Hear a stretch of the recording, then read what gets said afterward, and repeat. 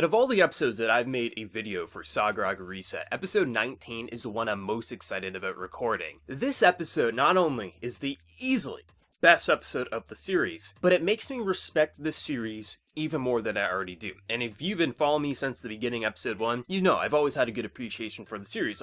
I haven't always said it was a masterpiece, but for a very long time I've been saying this is literally a masterfully written series. It's amazing. Understand why some people aren't aboard of it, completely get it, but I don't agree with it. And this episode just makes me think this series is even better than I already did. I love how this is a series that since episode 1, it knew where it wanted to go. It's not like the author of the original source material just kind of bullshitted along the way. No, they knew exactly where this was supposed to go. They knew what they needed to land. They knew when they had to kill off a character. They knew when they needed to bring him in. And it never felt like anything was being done and a reveal was just pulled out of their ass. It felt like everything was properly planned. And the reveal of why Soma died, the reason why Soma hid what she was doing, the reason why Soma was able to lie to the Bureau and say, I won't interfere. Everything gets answered in the most brilliant fucking way I think possible. One of the first things that gets said when Soma is revived is something along the lines of, are you actually Soma? And she says something witty back to him. And that's a very important thing that leads up to this, and the fact that the Soma that we've been witnessing, the one who's been interacting with Kay, the one who's been implanting memories in Kay's head, is not in fact Soma, it's just a body imitating her to kind of fulfill and deal with the pain that she's going to have to overcome. The real Soma died a couple of years back, and she died for the sole reason to help Kay to make her protagonist succeed in his task of saving abilities in Sagrada. But at the same time, there's a reason why she never told Kay what was going on, and that is simply so Kay and Haruki could end up together. That's why it's so painful for the fake version of Soma, because she has to deal with all of the burden that the real one doesn't have to deal with. And it's so interesting because at the same time, it feels like two reasons of why she wanted Haruki and Kay to get together. For the first reason, because she's just a fake version of Soma, so why would a fake version need to be with the real Kay? Like, it doesn't make any sense, but at the same time, it seems like Kay should have someone who's real, but also at the same time, that love is going to be needed for them to be able to succeed with their plan. So it's so painful to watch. Why did she need to take a shower? Because she knew she was going to be crying. Why did she make curry? Because Haruki invited Kay over the next day for curry. This future seeing ability is so fucking amazing, and I love how her death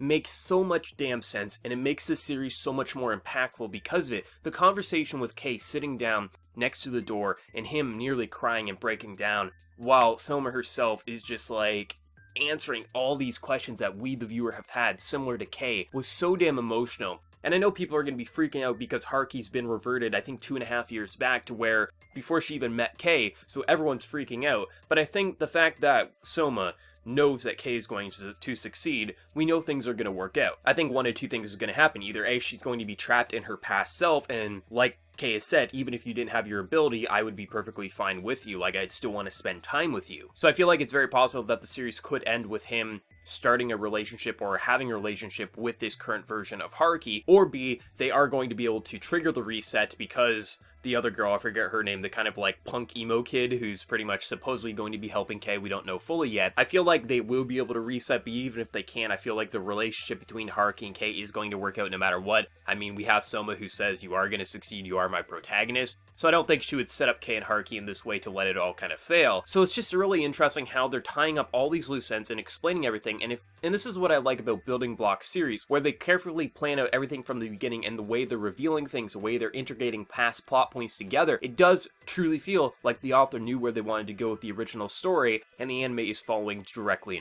on foot there. Like, it's so impressive what the series is doing. The character writing is fantastic. I think anyone who hated the series but stuck with it because they have that stupid no drop rule, which I don't understand, I feel like would be insane to say all of this is bullshit, because this is so damn remarkable, and I'm so happy a series like this is existing, because in today with modern anime, this type of storytelling, and you can see by the discussions on the people who are following saying how boring and whatever it is, this isn't what modern anime fans want. Sadly, we know what modern anime fans want. They just want fan service, they want cheap writing, they want explosions and the bullshit. So I'm happy that David Production is doing this. I know some people are like, oh, I wish David would be doing another JoJo part. I'm so fucking happy they did this before they did a JoJo part. As much as I like JoJo, so happy something like this got to be animated and we get to see it in the anime form. Pretty much all the issues I once had with this series have ceased to exist. Even the presentation, I think, looks remarkable in this series at this point in time. I really have grown accustomed to it, and this is just such a fantastic series to see how the show is going to end. I mean, we also get the confirmation about the Bureau guy and what his issue is with his father and him and everything. Like, I still hate the guy,